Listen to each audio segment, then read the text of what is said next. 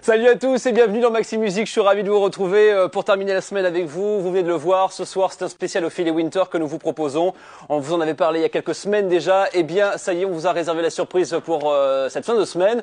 Ophélie sera avec nous dans quelques minutes en direct par téléphone donc de Paris où elle se trouve actuellement. Vous pourrez lui poser vos questions pendant toute cette demi-heure. Vous pouvez donc d'ores et déjà nous appeler au 99 10 11 si vous avez des questions à poser à Ophélie Winter. Et pour commencer, juste avant de la retrouver, je vous propose de faire un petit retour en arrière. C'était un de ses premiers morceaux. Dieu m'a donné la foi. On vous propose une version française et la version anglaise. Regardez, écoutez et à tout de suite. Il y a l'américain et il y a l'anglais. L'anglais, c'est exactement tous les mêmes titres, sauf que c'est en anglais. D'accord. Et l'album qui est destiné au marché américain a 2-3 titres en plus, donc des inédits. Et donc, je sais pas encore lequel sortira. Je veux pas dire de conneries, c'est pour ça que je reste un peu vague, si tu veux. Attends, t'offres des cadeaux aux Américains et pas à nous, Ophélie? Mais non, on veut mais les non, avoir, mais c'est pas ça. Mais c'est le marché qui est différent, je suis obligée. Ouais. C'est quoi la différence justement avec les morceaux, les inédits américains? C'est quoi? Ça reste dans le même style que les autres morceaux où il y a des... Non, ça reste dans le même style, mais en Amérique, il y a un truc très très bizarre, c'est que les radios sont racistes. Non, arrête. Non, c'est-à-dire que quand t'es blanc, tu dois chanter comme un blanc, et quand t'es noir, tu dois chanter comme un noir. Mais si t'es noir et que tu chantes comme un blanc, on ne passe pas en radio. Et toi, t'es blanc et tu chantes comme une black. Donc, on m'a imposé un style très blanc. Beaucoup plus blanc, tu vois, que ce que j'écoute moi, quoi. D'accord. Et donc plus pop. C'est pour ça que l'album est un peu plus pop, mais c'est vraiment les desiderata de la maison de disques américaine. Chanter plus pop pour que les radios les passent, sinon on va avoir des problèmes. Ok. Matthews, dis-moi quel est le clip que tu préfères d'Ophélie qui est sorti depuis le début de sa carrière. Quel est le morceau que tu préfères? Je dirais Shame on You. Tiens, je ne savais pas la réponse, mais la transition est toute faite. Ophélie, on va voir le clip de Shame on You. Trouvez le truc. Comment est-ce que vous y êtes pris?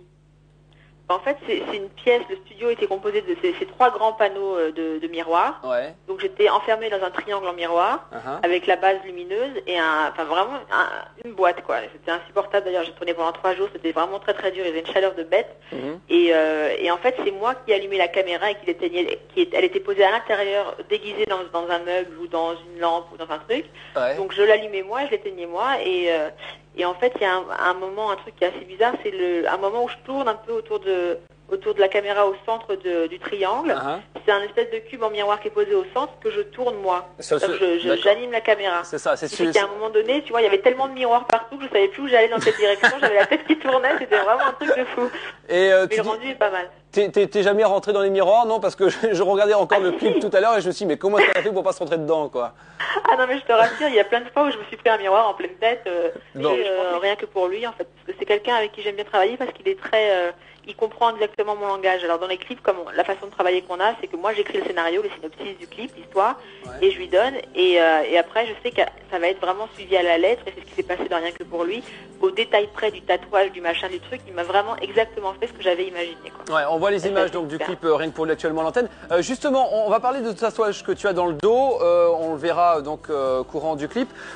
Donc c'est un signe chinois, c'est ça? Et puis alors des signes chinois, on en a sur la pochette également de l'album Privacy. Ça a une signification particulière pour toi? Qu'est-ce que ça veut dire?